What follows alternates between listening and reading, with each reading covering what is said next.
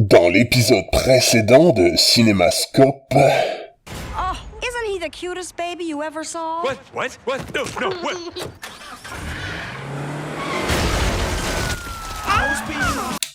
Dans cet épisode-ci de Critique en Cinémascope, il sera question de Phantom of the Paradise, un film qui, vous le dit dès la boîte, c'est le film culte de Brian De Palma. Alors j'imagine qu'il y a des gens pour qui le film culte de Brian De Palma se trouve être Scarface, pour d'autres c'est Body Double, mais c'est certain, pour la plupart des gens, cela pourrait même être Blowout avec John Travolta. Simplement qu'il faut imaginer que quand on a une filmographie aussi longue que celle de Brian De Palma, il y aura plus d'un film culte, mais celui-ci est probablement le plus étrange. C'est une comédie musicale basée sur le thème de Faust, et c'est sorti en 1974. C'est de ça dont il sera question dans cet épisode-ci d'une émission de critique cinématographique venue de Belgique qui s'appelle, je vous le rappelle, Critique en Cinémascope.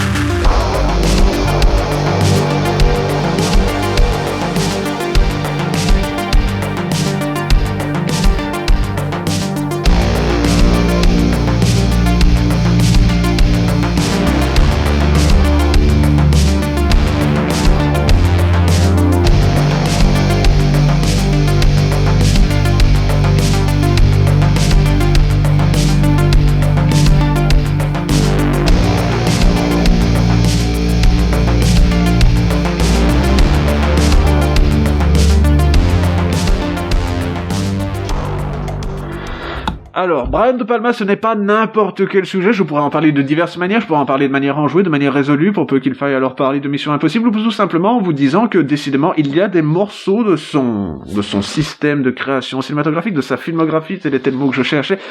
dont on peut considérer qu'elles arrivent à montrer l'évolution du XXe siècle, mais uniquement en Amérique et dans les endroits où il y a évidemment des reflets de l'Amérique par la culture populaire. Je vous ai déjà parlé de Blowout, probablement que dans le futur je vous parlerai soit des Incorruptibles ou de Body Double, mais peut-être aussi de Scarface, parce qu'il faut expliquer à un moment, c'est certain, d'où vient l'intégralité de GTA Vice City, c'est ainsi. Cependant, le titre que je vous ai sélectionné aujourd'hui, dans sa filmographie, vu que j'ai retrouvé le nom, je vais l'utiliser, c'est bel et bien une comédie musicale. Restez, c'est une comédie musicale, mais ce n'est pas une comédie musicale comme, je sais pas, moi, Happy Feet, où d'un coup,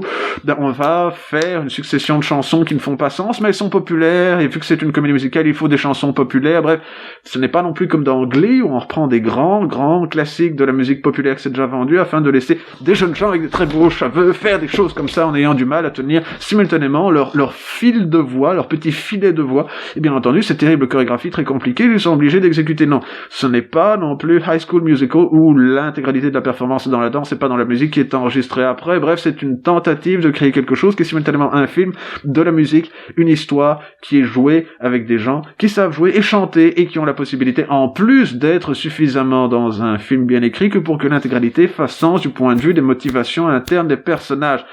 Quand on y réfléchit, d'ailleurs, le domaine de la comédie musicale, c'est très dur à faire, je veux dire, c'est très vite cucu et stupide, mais cependant, on peut considérer que Matt Stone et Trey Parker excellent dans la discipline, donc ça ne peut pas être si compliqué que ça si vous avez une vague idée de ce que vous faites et que vous savez faire un plan. Brian De Palma, c'est un homme, vous le savez certainement, qui est né le 11 septembre 1940 à Newark.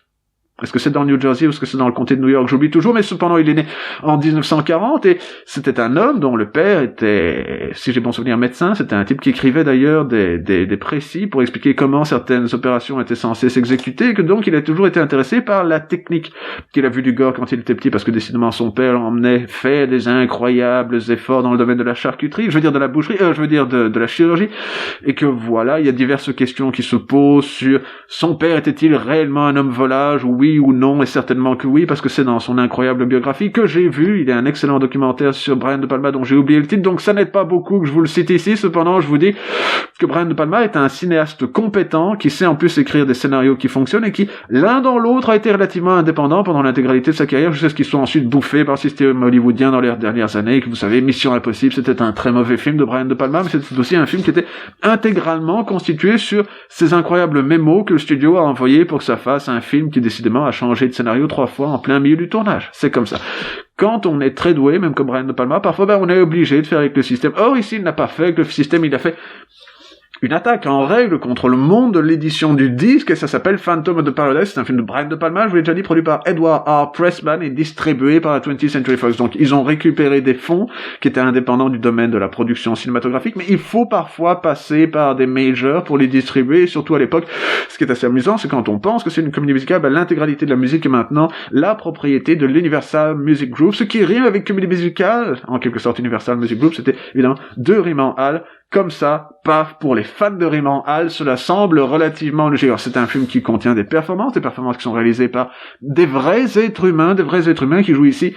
des rôles où ils sont donc de faux êtres humains, mais cependant à la base ce sont de vrais êtres humains, ce sont des gens, vous ne les avez probablement pas vus dans grand chose, mais cependant ils sont très intéressants. Il y a évidemment William Finley qui ressemble à ceci, que c'était un ami d'études de Brian De Palma. Ils ont fait des petits films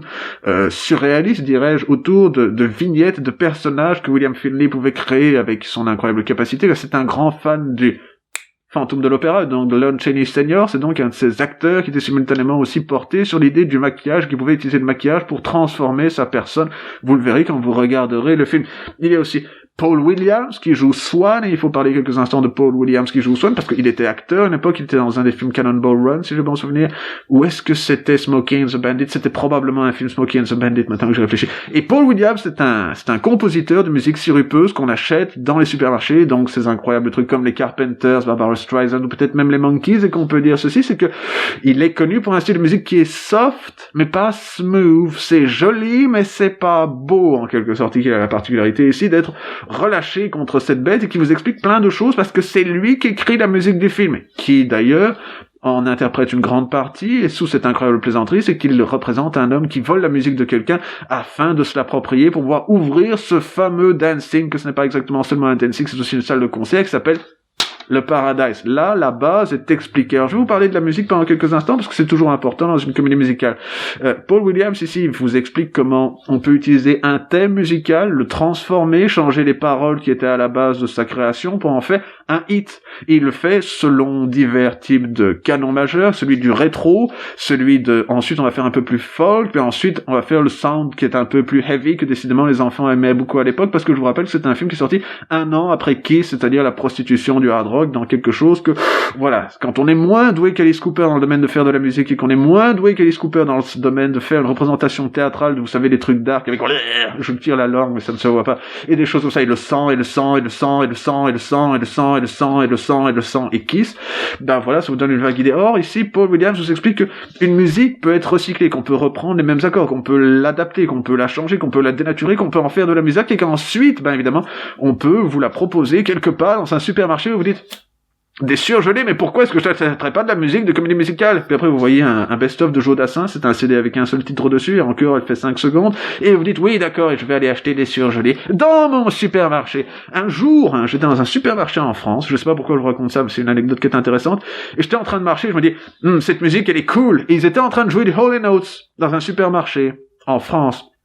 en province. Et je me suis dit que l'art était mort, voyez-vous, en quelque sorte, que l'art était mort, et que ce n'était pas particulièrement grave que l'art soit mort, mais que bon, voilà, c'est la mort de l'art, en quelque sorte. Et j'étais en train de vous parler des acteurs qui sont dans le film, il faut encore en mentionner 2. Jessica Harper, que vous connaissez si vous aimez vos films d'horreur italiens, car c'est une fille qui était dans Suspiria d'Argento, dit-il en faisant les gros yeux, qui vont avec le cinéma d'horreur italien, et que voilà, ici, elle joue Félix, et vous avez aussi Gerrit Graham, qui joue Beef, c'est le nom de son personnage, il joue une espèce de super rocker glam rock, que décidément c'est Frankenstein, et que voilà, il était à une époque, je ne sais pas si vous le saviez, dans Parker Lewis ne perd jamais, il jouait le type qui était tout le temps en train de couper son bonsaï, parce que c'était un type cinglé, que décidément, je sais pas pourquoi j'en sais autant sur Parker Lewis, vous voyez, mais ça doit être générationnel, et si vous ne comprenez pas cette référence, il est évident que Mireille Dumas, ça vous donnera une idée, parce que je suis le masque de Pushta, et que vous ne comprenez pas non plus de quoi il est question quand je parle de Mireille Dumas, donc vous êtes là, ah non, mon crâne, j'ai mal au crâne, et que donc l'idée de la chose, c'est que c'est simplement une histoire avec des influences, qu'on peut énumérer, sont assez simples à comprendre. Il y a évidemment le Fantôme de l'Opéra de Gaston Leroux, que je n'ai jamais lu.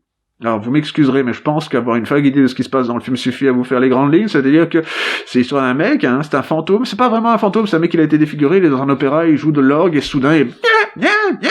je fais le mouvement dans Psychose en faisant vaguement le bruit dans Psychose, bref, il tue des gens, et que c'est assez affairant, et qu'on se dit, c'est effarant, plutôt, c'était ça que je voulais dire. Il y a aussi un petit côté Frankenstein, parce qu'il y a Beef, il y a aussi un petit côté, le portrait de Dorian Gray, que vous verrez en voyant le film, et que vous direz, c'était bien logique de la part du Mads de ne pas spoiler intégralement la chose, et que de l'autre côté, vous avez sans doute un petit côté Faust, de Goethe, et non pas Ghost de feu, ce qui ne veut absolument rien dire, mais qui évidemment vous donne l'idée que c'est l'histoire d'un homme qui, pris par des incroyables envies, va être poussé à l'idée de signer un contrat avec quelqu'un dont on se dit qu'il n'est pas intégralement naturel. Peut-être qu'il est même surnaturel, et peut-être même qu'en quelque sorte c'est le diable, voilà, comme ça, et que c'est un peu les bases de ce dont vous avez besoin d'être conscient pour avoir la possibilité de regarder un film comme celui-ci, qui est réellement plaisant. Alors je vais vous expliquer un peu par des images ce qui se passe. Donc c'est l'histoire d'un homme qui s'appelle Winslow, c'est un compositeur, il se dit « Ah oui, mais ce serait bien qu'on joue ma musique, pas juste que je l'écrive, ce qui se suffit en soi, semble-t-il, quand on est un artiste, mais il veut plus. Il veut pouvoir représenter de manière scénographique l'intégralité des idées qu'il a dans son petit esprit. Il est en train d'écrire une cantate rock, un rock opéra, en quelque sorte, sur l'histoire de Faust. Comme quoi les choses sont thématiquement justes et qu'il y a une motivation pour les personnages. Ils ne font pas les choses simplement pour faire les choses parce que le scénario exige qu'ils fassent des choses de manière à passer au second acte. Non. Donc le type, à la base, il ressemble à ça. Well, why don't you give us just 2 or 3 of the really good up numbers? 2 or 3 up number? You don't understand. The scope of this cantata is 200 or 300 pages long and I haven't finished yet. Et quand il a fini, il ressemble à ça.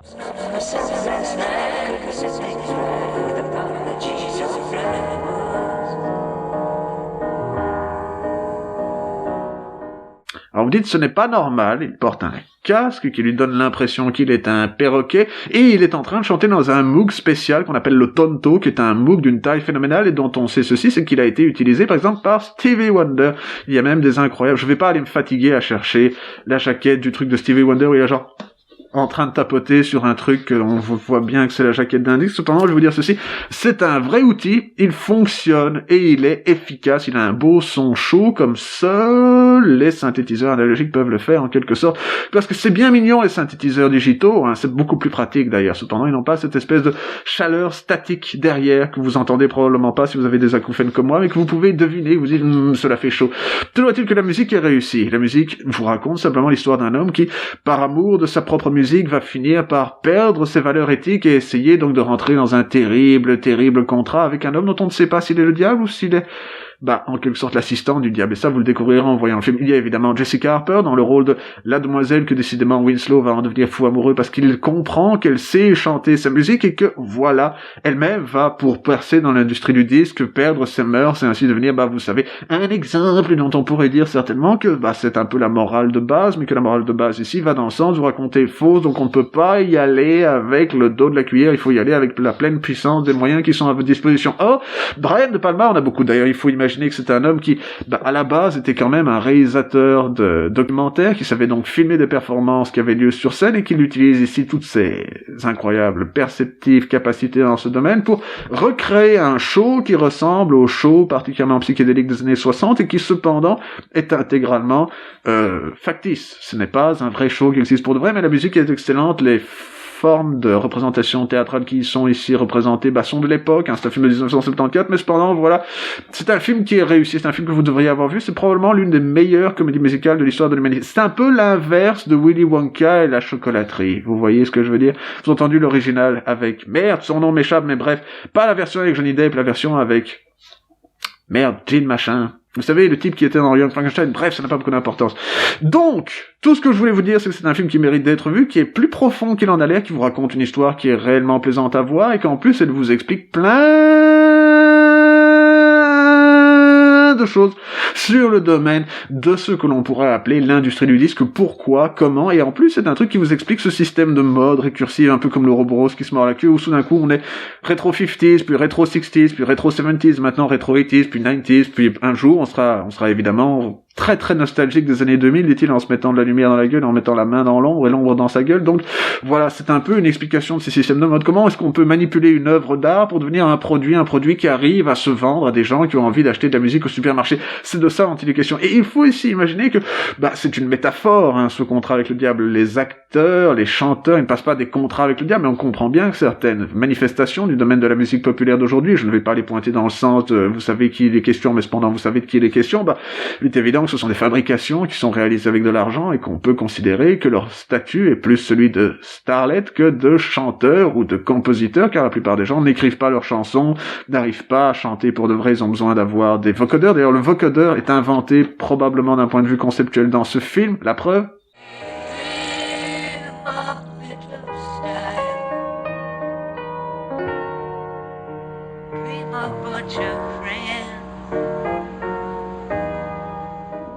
Et vous dites quand même que c'est assez perceptif et que c'est quand même aussi un film dont on peut dire que certains éléments de graphic design sont arrivés dans Star Wars, car le synthétiseur que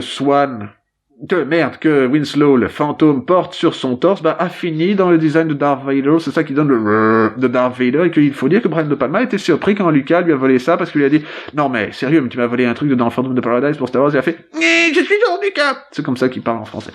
Donc, si vous avez envie de voir un film, regardez ce film, il est très bien, et c'est certainement un de ces films qui mérite cette mention. Le film culte de Brian De Palma, alors il n'en a pas fait qu'un seul, mais celui-ci est certainement l'un des plus étranges qu'il a réalisé, ça a été un four total à sa sortie, si ce n'est à Ottawa, dans le Canada, semble-t-il. Car il faut croire que les gens qui sont à Ottawa, dans le Canada, ont compris de quoi il était question dans l'industrie du disque, et qu'ils ont certainement compris que on ne peut pas réellement arriver à cet incroyable statut d'être une super méga superstar sans vendre son âme, à moins évidemment que vous soyez le masque. Dans ce cas, le talent suffit à percer. Parfois, vous avez de la chance, c'est évident. Cependant, dans le prochain épisode de Cinémascope, je vous parlerai d'un film dont je ne sais pas précisément de quoi il est encore question, car je vous le rappelle, dans un mode où je suis en train de prendre des choses qui me font plaisir et de vous les montrer, parce qu'après tout, c'est un peu ça le but de Cinémascope, c'est d'essayer de vous donner envie de regarder des films que vous n'auriez pas nécessairement eu envie de regarder si vous n'étiez pas passé par cette case-ci qui s'appelle, je vous rappelle, Critique en Cinémascope.